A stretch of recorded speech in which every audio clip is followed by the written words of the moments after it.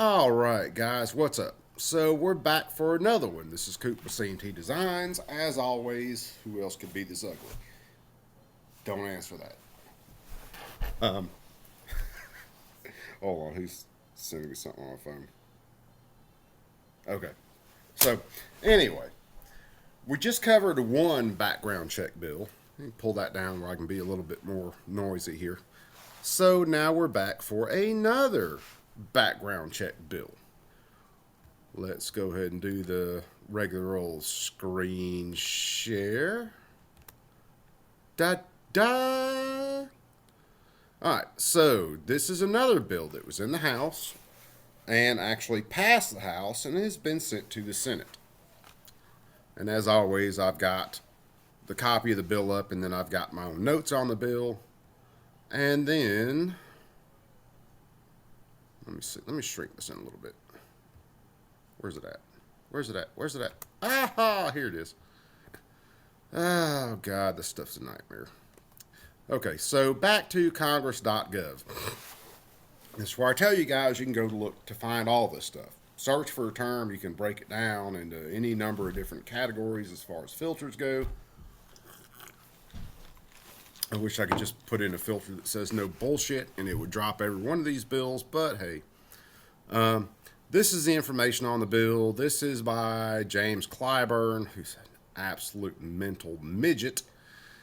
Yeah,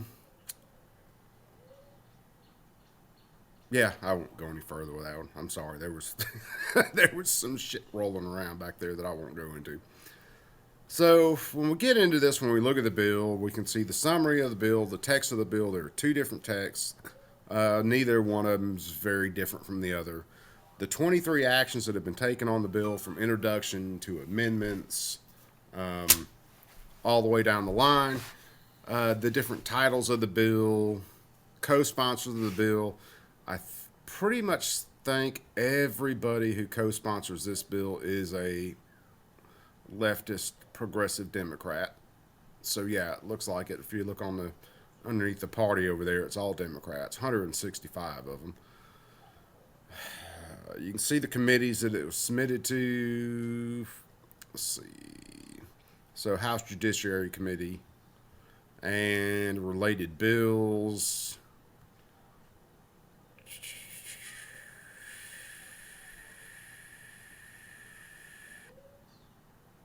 Okay, the only thing they're showing for related bills was the House resolution.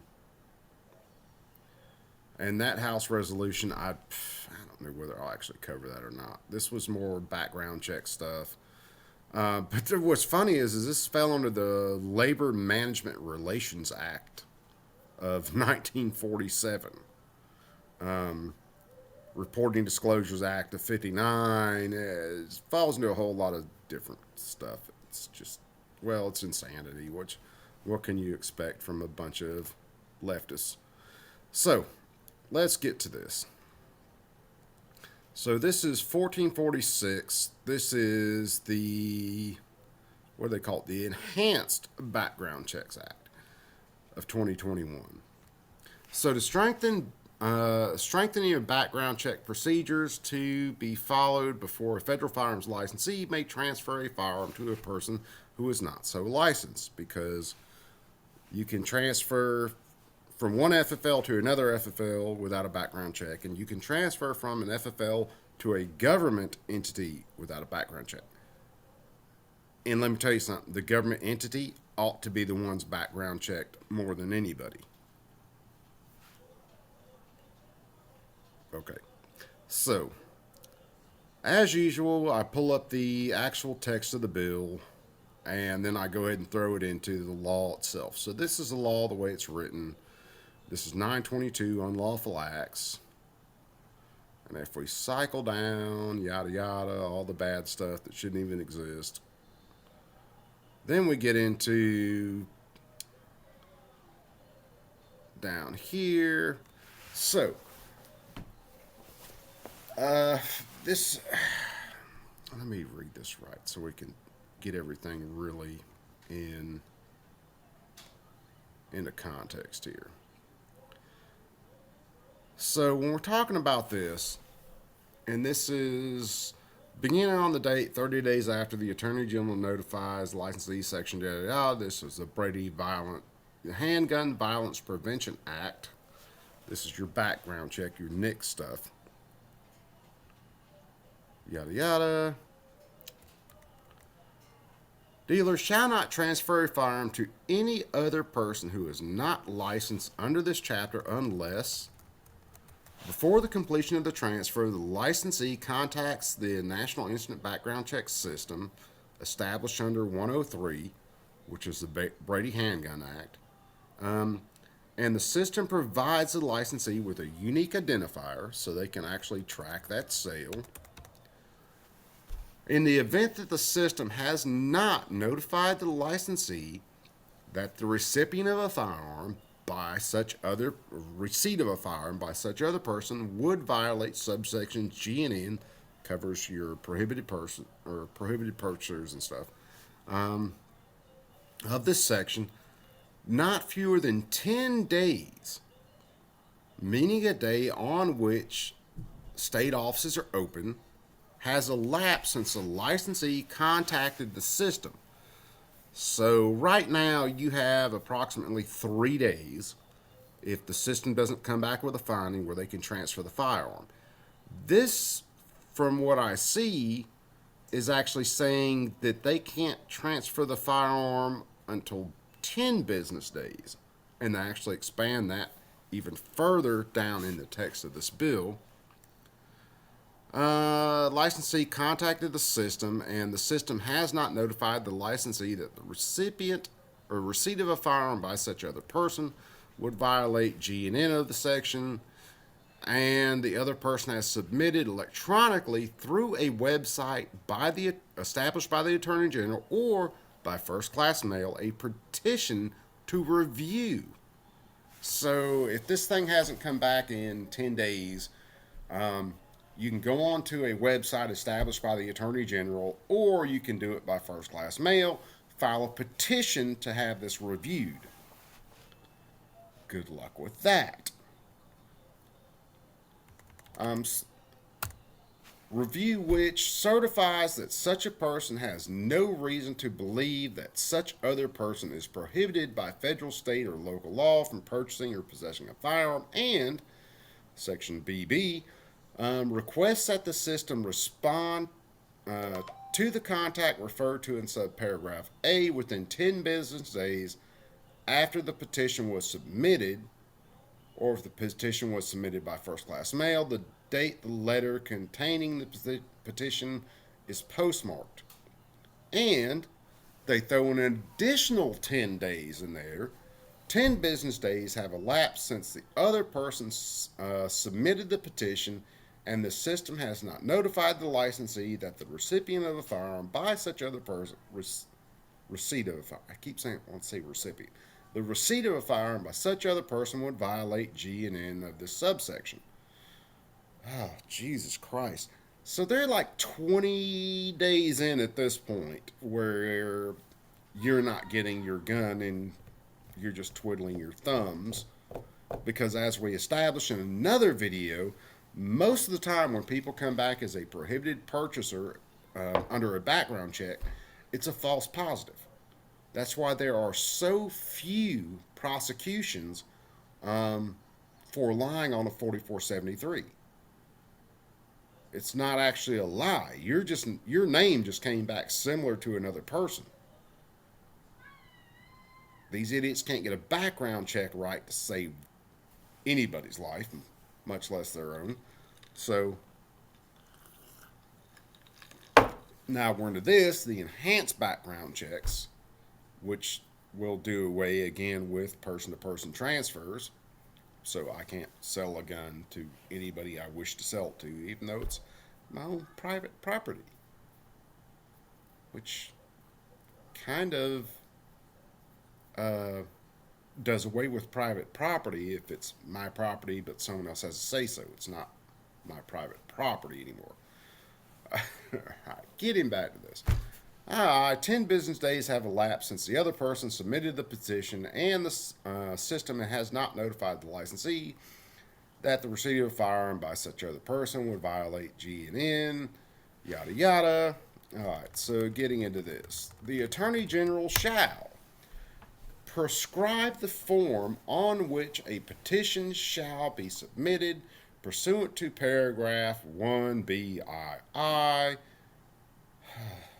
Jesus Christ, these people love their paragraphs and subparagraphs. Make the form available electronically and provide a copy of the form to all licenses or licensees referred to in paragraph 1. Provide the petitioner and the licensee involved written notice of receipt of the petition, either electronically or by first class mail. Respond on an expedited basis to such petition received by the Attorney General. This is the freaking government we're talking about. Their definition of expedited is vastly different than all of us that have to actually, I don't know, provide services or value to other people's lives. Section or subparagraph 8A, if after 3 business days have elapsed since the licensee initially contacted the system about a firearms transaction, the system notifies the licensee that the recipient of a firearm by such other person would not violate GNN. The licensee may continue to rely on that notification for the longer of an additional 25 calendar days after the licensee receives the notification, or 30 calendar days after the date of the initial contact. I'm sorry, what? This just becomes more and more insane. It's like the ninth ring of fucking hell going through these bills. The level of stupidity put into text right here should get some people barred from owning a spork, but they're legislators, so they get to write laws.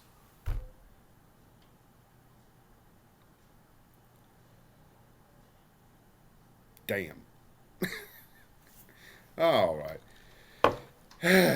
If such other person has met the requirements of paragraph 1BII before the system destroys the records related to the firearm transaction, the licensee may continue to rely on such other person having met the requirements for an additional 25 calendar days after the date such other person met the requirements. Are we lost yet? Do these idiots know normal, everyday English?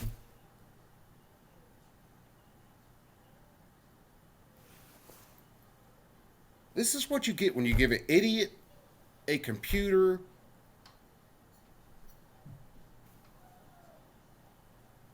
and the text of a law, and you ask them to completely screw it up to where it makes no damn sense. What this all will come down to is you go to a store, you go through a background check, that background doesn't come back. You have, I think, 10 days to petition for a reassessment of that denial or no finding. And then they give you 20 days, 25 days, to actually deal with that petition. And then after 25 days, you have to cycle through this whole process again.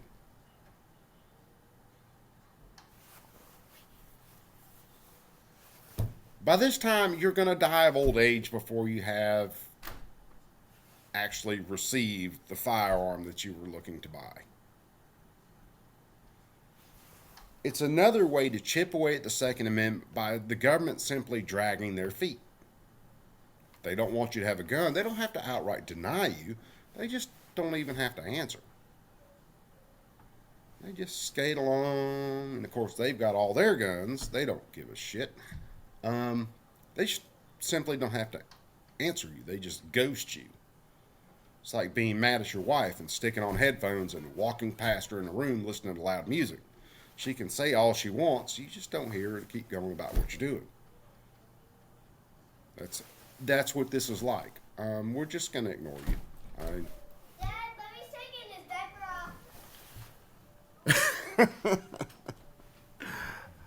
off. Give me a second, Muck. Okay, so let's run through. I'm getting a warning from my daughter. My son is taking his diaper off, and that is never a good thing. So let me end it with this one, guys. This is the bipartisan, or no, this is the expanded background checks bill. So let me go put out the fires I got to put out, or clean the butt I got to clean. And you guys take them easy and be cool. We'll see you on another one.